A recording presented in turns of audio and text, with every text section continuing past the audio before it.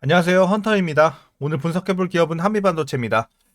자, 이제 주가가 하반기 들어서 많이 좀 힘들었습니다. 고점 대비 반토막이 더 난 상황에서 최근에 다시 한번 약간의 반등이 이어지고 있는 상황인데요.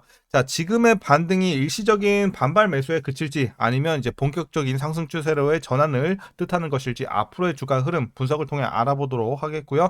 자, 이제 보유자분들 대응이 중요하겠습니다. 목표 주가 설정부터 물려 계신 분들 대응 방법 그리고 신규 진입 관점에서까지 다양한 투자 전략 함께 알아보도록 하겠습니다. 자, 이어서 수급 상황입니다. 한 달 기준으로 개인과 외국인이 팔았고요. 기관이 샀습니다. 그리고 최근까지 거의 비슷한 스탠스가 이어지고 있는 상황에서 오늘 오랜만에 외국인이 좀 크게 들어왔습니다. 그래서 그동안 상승을 견인했던 기관의 힘을 좀 보태는 모습이었고요. 이어서 신용 잔고를 보시겠습니다. 1.04% 나오고 있고요. 양호한 수치 계속 유지가 되고 있습니다. 이어서 공매도는 여전히 금지가 된 관계로 분석은 생략하도록 하겠고요. 바로 재무제표 분석 시작해 보도록 하겠습니다. 먼저 2019년도 매출부터 확인하겠습니다. 1200, 2500, 3700 그리고 3200 여기부터 한번 눌립니다. 재작년부터 살짝의 하락이 진행이 됐고 작년에 반토막 그리고 올해 큰 반등. 그래서 올해는 5천억대까지 올라주는 모습이고 내년 후년에도 가파른 상승은 이어질 것으로 예상치가 나오고 있습니다. 자, 영업이익도 마찬가지 흐름으로 보시면 되겠고 다만 이제 당기순이익은 올해까지 눌리는 형세고 내년부터는 이제 반등을 기대해 볼 수 있겠습니다. 자, 그래서 이제 실적 걱정은 일단은 없는 상황에서 분기별로 그래도 전년 대비 영업이익만 한번 살짝 비교해 보도록 하겠습니다.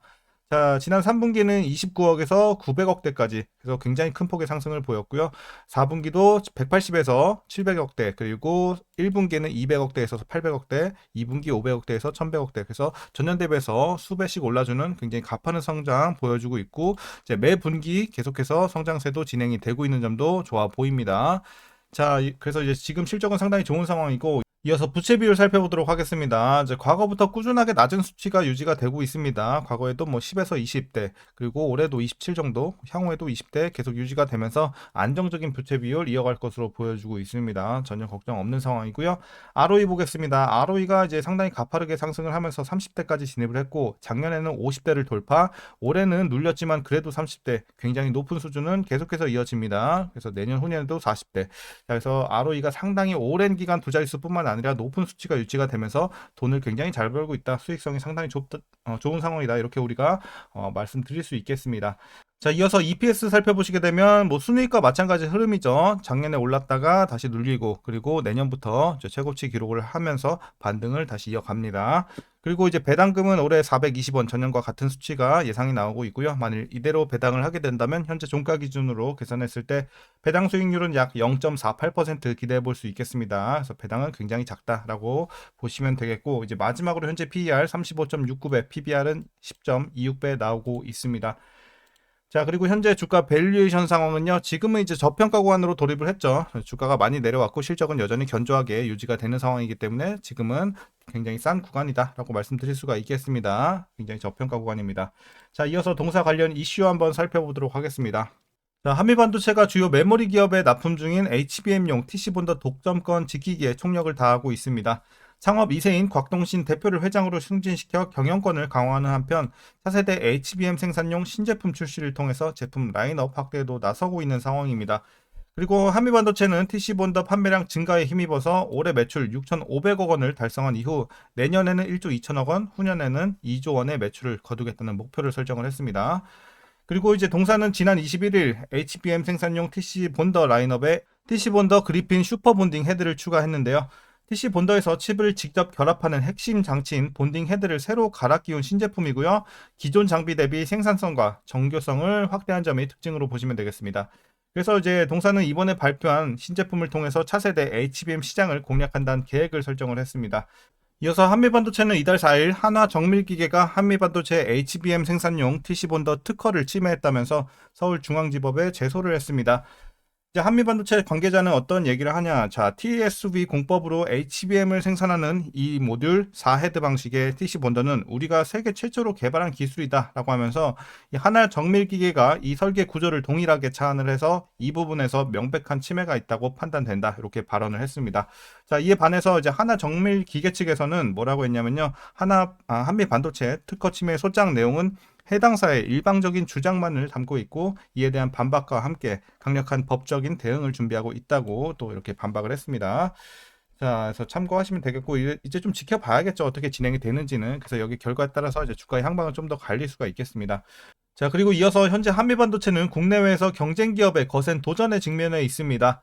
반도체 기업의 공격적인 투자 기조 속에서 하나정밀기계, 싱가포르 ASMPT 등 이 후발주자가 기회를 모색하고 있기 때문인데요. 하나정밀기계의 경우 SK 하이닉스로부터 장비에 대한 퀄 테스트를 받는 것으로 파악이 되고 있습니다. 따라서 이제 한미 반도체로서는 국내에 안주하지 말고 해외로도 눈을 돌려야 하는 상황이다, 이렇게 보여지고 있고요. 다만 그래도 우리가 너무 걱정할 필요는 없는 게 이제 잠재적 경쟁사와 한미 반도체의 이 기술력 격차는 상당히 크다고 보여지고 있습니다.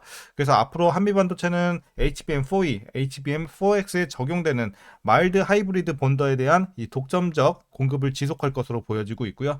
기술적 측면에서 진입 장벽이 높은 반도체 산업 특성을 고려해 봤을 때 당분간은 한미 반도체의 독주는 계속 이어질 전망입니다. 자, 이렇게 최근의 이슈는 이렇게 마무리하도록 하겠고요. 이제 마지막으로 여러분들 투자 전략 설명드리면서 영상 마치도록 하겠습니다. 자, 그럼 먼저 신규 진입 관점입니다. 이제는 긍정적인 관점으로 보고 있습니다. 지금 충분히 싼 구간이고, 자, 여기 저점 7만원에서 들어가신 분들은 상당히 잘하셨다고 보고 있습니다. 지금 하지만 이제 8만원 중반대까지 올라오긴 했지만 여전히 신규 진입하기에는, 자, 중장기적인 관점에서는 지금 여전히 싸다고 보고 있어요. 그래서 실적이 견조하고 지금 뭐 재료 자체도 나쁘지 않은 상황이고, 다만 일단은 뭐 이제 국내 증시가 눌리고 있는 상황, 그리고 이 트럼프 집권에 대한 반도체 업종의 불확실성, 이런 것들은 존재하긴 하지만 그런 것들 이미 선반영이 다 된 상황이기 때문에 지금은 크게 걱정할 건 없다. 지금 구간에서는 이렇게 말씀드리겠습니다. 그래서 메리트 있는 가격대 여전히 진행이 되고 있다 말씀드리면서 신규 진입도 긍정적으로 말씀드리겠습니다. 자, 그럼 이어서 보유자분들 대응 방법입니다. 먼저 목표가부터 설정하도록 하겠습니다. 자, 현재 목표 주가 16만원 보고 있습니다. 이제 지금 현재 주가 대비 거의 2배 가까이 상승 여력 남아있다고 보여지고 있습니다. 물론 향후에 증시가 좀 회복이 된다면 당연히 더 목표 주가는 더 올려잡을 수도 있다고 생각합니다. 자, 어쨌든 지금 상승 여력이 굉장히 많이 열려있는 상황에서 여러분들 꾸준하게 중장기로 들고 가시면 좋을 것 같고요. 이제 주가 상승 자체는 본격적으로 지금부터 시작이기 때문에 여러분들이 익절할 생각은 당분간은 안 하시면 좋을 것 같아요. 꾸준하게 좀 들고 가시고 10만원 중반대 넘어가면 그때부터 이제 슬슬 익절을 해야 되나 고민을 해보면 좋을 것 같습니다. 자, 그리고 이제 마지막으로 위에서 물려 계신 분들 대응 방법입니다. 먼저 라인을 좀 더 드리도록 하겠습니다. 11만원 라인과 10만원 라인입니다.